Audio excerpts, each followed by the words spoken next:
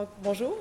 Aujourd'hui, comme le titre l'indique, ma présentation va porter sur la subversion du conte et de ses personnages féminins dans Les Sangs d'Audrey Guglielmi.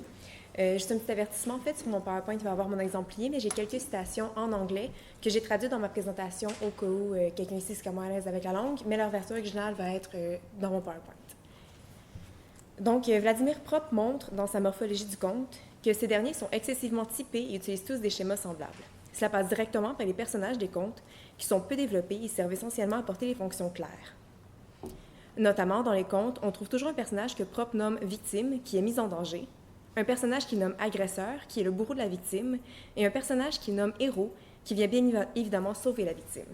Or, comme Marcia Liberman le dit dans son article « Someday my prince will come, female acculturation through the fairy tale », puis là, il y a l'exemple de la chanson en anglais, les genres du sauveur et de la personne en danger sont presque toujours prévisibles. Les hommes viennent sauver les femmes qui sont en danger de mort ou réduites à l'esclavage, emprisonnées, abusées ou plongées dans un sommeil enchanté qui ressemble à la mort.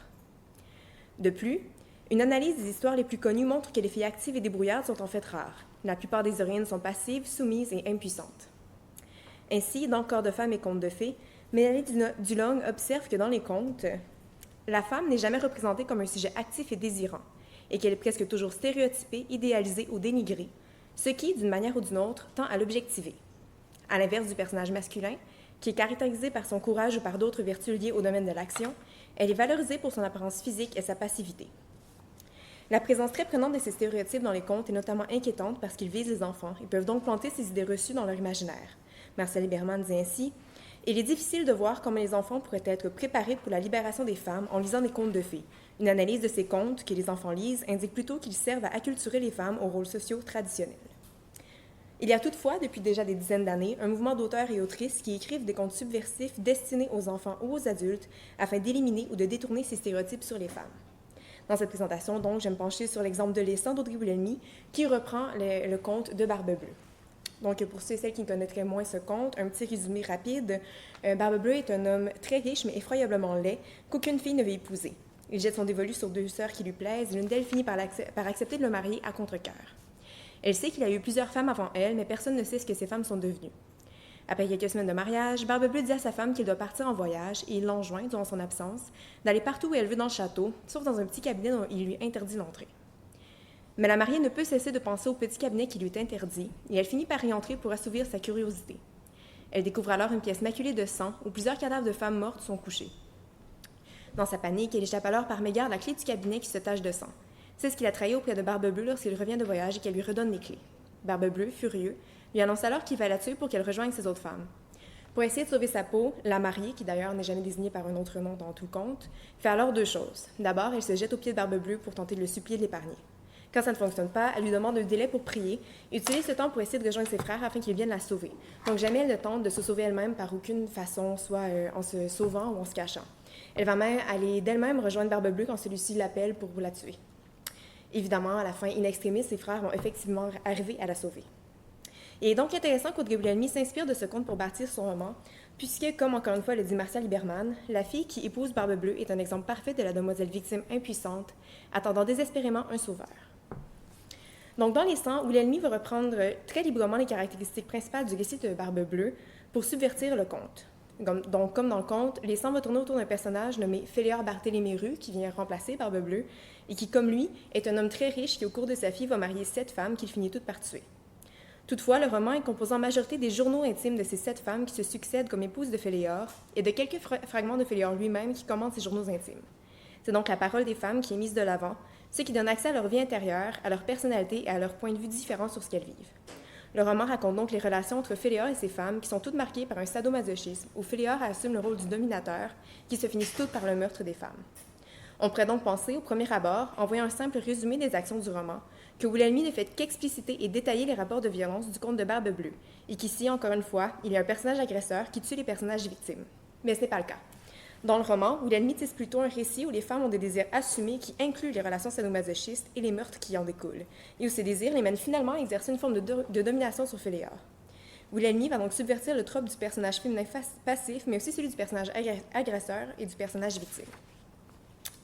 Donc, Guglielmi dit elle-même de son roman « Les Sangs adoptent la forme convenue du récit romanesque afin d'illustrer l'infléchissement moral que peut subir le conte merveilleux classique lorsque sa structure fondamentale est transformée. Selon Propp, cette structure se construit autour de la rencontre d'un héros et d'un agresseur, et bien que d'autres types de personnages interviennent généralement dans la trame narrative du récit, ce sont ces deux figures narratives qui servent de piliers au conte. Personnages à fonction, ils posent non seulement des gestes propres à leur sphère d'action, mais répondent également à des critères moraux fixes tels le courage, l'honnêteté, l'innocence, la pureté personnifiée par le héros, le vice, la violence et l'immoralité incarnée par l'agresseur. Le roman Les 100 cherche essentiellement à neutraliser le facteur innocence des héroïnes, les femmes de Féléor, afin de rendre inopérant le facteur mal de l'agresseur, Féléor lui-même. Cela dans le but de créer un récit où la question de la moralité demeure ambiguë. Donc la première différence qu'il y a entre Barbe Bleue et Les 100 est que les femmes, dans le conte, sont forcées de se marier à Barbe Bleue, qui est terrifiant et affreusement laid. Dans Les 100, Féléor est en fait un homme très beau, élégant et riche, et les femmes sont heureuses de se marier avec lui. Ensuite, les personnages féminins sont loin d'être des personnages effacés qui ne servent qu'à remplir une fonction dans Les 100. Au contraire, elles sont très variées et présentent des personnalités bien campées auxquelles le lecteur a accès grâce à la forme même du roman, donc comme j'ai déjà dit, des journaux intimes. Mais surtout, Les 100 va subvertir ce trope de l'agresseur et de la victime passive qui subit la violence. Dans ce roman, la violence n'est plus quelque chose que les femmes subissent, mais bien qu'elles désirent. Dans cet exposé, je n'aurai pas le temps de vous montrer comment cela se déploie dans chacune des relations de Féléor et de ses 7 femmes, alors je vais me concentrer sur celles qui sont les plus représentatives de ce procédé. La première femme, Mercredi Fugère, la troisième, Abigail Fay, et la cinquième, Philly Léanor. Donc Mercredi, la première femme de Féléor, est la première à exprimer un désir de violence. Jeune servante au château de Féléor alors que celui-ci n'est qu'un adolescent, elle a en réalité peu de contact avec lui, mais elle rédige un journal fictionnel qu'elle lui fait lire, où elle met Féléor en scène comme un jeune homme ténébreux, charismatique, confiant et dominateur. Elle va donc lui conférer des pouvoirs inégalés en sport de combat, décrire longuement des scènes de repas où il mange plus élégamment que tout le monde dans le château et lui donner une position dominante par rapport à ses frères aînés. Elle va aussi leur inventer une relation amoureuse au cours de laquelle les deux adolescents se livreraient à des jeux sadomasochistes, avec Féléor dans la position dominatrice. Elle s'invente même une fin tragique où, condamnée par son père à aller au couvent, elle demandera à Féléor de l'étrangler durant une relation sexuelle afin de mourir ainsi et de s'épargner une existence chaste et morne. Toutefois, Féléor précise bien, dans le petit mot qu'il glisse sur Mercredi après son journal, que rien de ses écrits n'est réel et qu'il est loin d'être l'homme que la jeune fille décrit. Donc il dit « Je n'étais encore qu'un enfant, assez peu dégourdi, mais à travers ces mots, j'apparaissais adroit et supérieur. J'eus envie d'être cet homme qu'elle avait imaginé. Elle posait sur moi un regard de femme comme aucune ne le faisait encore. J'adorais sa façon de me raconter en ogre raffiné. » Toutefois, Mercredi va bel et bien rencontrer une fin tragique, bien qu'elle soit l'une de celles qu'elle avait imaginées dans son journal. Elle se fait renverser par une voiture attelée dans la rue et agonise pendant plusieurs jours avant de finalement mourir. Cette mort traumatise Féléor, qui entend Mercredi agoniser pendant plusieurs jours dans le château, et il devient obsédé avec son journal, le relisant sans arrêt jusqu'à la mort de la jeune fille. Il exprime alors un désir d'être cet homme qu'elle avait imaginé. Il va donc faire monter un équipement d'escrime pour s'entraîner jusqu'à être meilleur que tout le monde. Il va manger devant un miroir pour apprendre à manger plus élégamment. Et il va se plonger dans la lecture du Marquis de Sade, dont Mercredi raffolait. La mort atroce de Mercredi lui tire d'ailleurs une réflexion troublante, soit que la vraie Mercredi aurait 100 fois préféré la mort de la Mercredi de papier à sa véritable agonie, et que si Féléor, donc, avait réellement étranglé Mercredi jusqu'à ce qu'elle meure lors d'une relation sexuelle, ça aurait été préférable à la mort accidentelle qu'elle a vécue. Cette expérience lui fait donc voir une mort violente mais désirée comme une mort souhaitable. Il est ainsi possible d'émettre l'hypothèse que c'est pour ressembler à l'homme que Mercredi avait imaginé que Féléor devient cet homme violent qui assassine ses épouses, et que ses pulsions violentes et ses fantasmes sexuels découlent de ceux de Mercredi. C'est d'ailleurs à cause d'elle qu'il demande à toutes ces femmes subséquentes de rédiger un journal sur leur temps passé ensemble afin de pouvoir le lire. C'est avec sa troisième femme, Abigail Fay, une danseuse de ballet provenant d'un milieu très pauvre, que Féléor va réellement se lancer dans des jeux sadomasochistes qui finiront en un meurtre. Ce masochisme est présent chez Abigail bien avant l'arrivée de Féléor dans sa vie et n'est pas influencé par lui. Lorsqu'elle commence à fréquenter Féléor, leurs relations sexuelles sont d'ailleurs dépourvues de violence. Cependant, elles font en sorte qu'Abigail n'arrive plus à danser aussi bien, son corps étant tout à coup trop détendu pour bien rendre les scènes qu'elle doit danser. Le chorégraphe pose donc un ultimatum à Abigail qui doit rapidement trouver un moyen pour remettre son corps dans l'état qu'il était avant ou quitter la production. C'est donc suite à la volonté d'Abigail de continuer à danser que leur relation change et qu'il développe des jeux où Féléor domine complètement son amante. Donc elle dit « Ces gestes sont d'une brutalité étouffée qui m'excite à mourir. Je répète le même geste durant 6 heures quand il arrête. Alors je tombe, avec mon corps en morceaux et des douleurs dans chaque membre.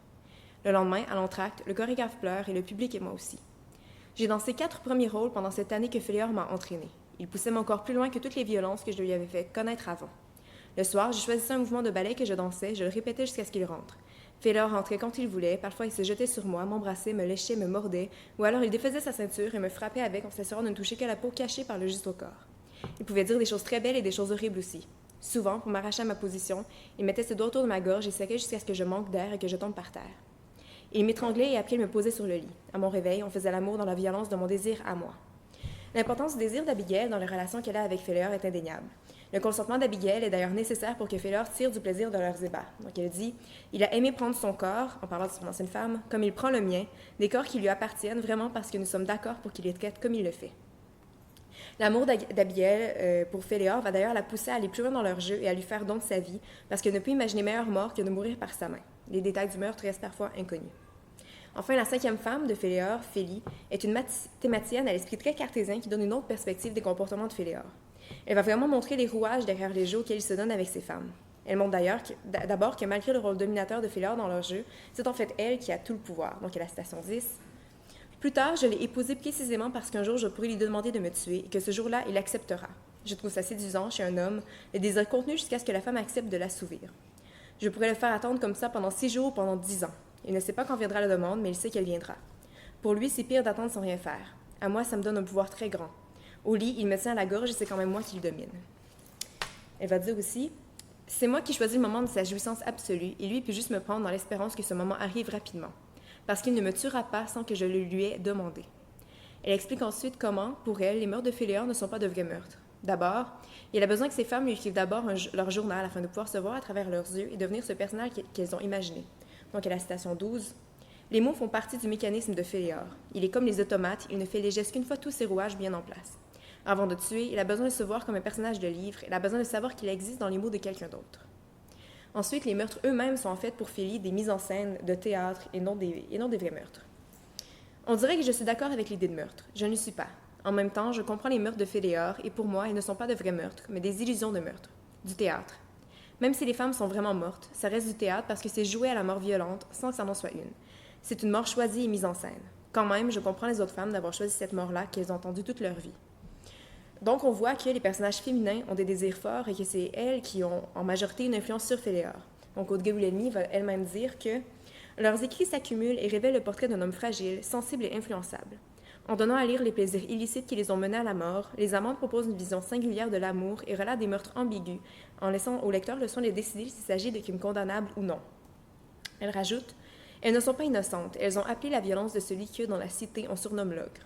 Leurs fantasmes et leurs pulsions destructrices ont modelé Féléor, l'ont transformé, faisant de lui non seulement un assassin, mais aussi une légende. Ainsi, bien que c'est celui qui physiquement domine ses épouses, ce sont elles qui conservent véritablement le contrôle. Sans un accord tacite permettant les violences érotiques à venir, le héros masculin demeure impuissant. » Donc, en conclusion, dans Les Sangs, Guilhelmy va subvertir les tropes du conte et de ses personnages féminins, masculins, victimes et agresseurs, en tissant un récit et des personnages complexes où rien n'est tout à fait blanc ou noir et où les personnages féminins sont des personnages au désir fort qui dominent même les désirs du personnage masculin.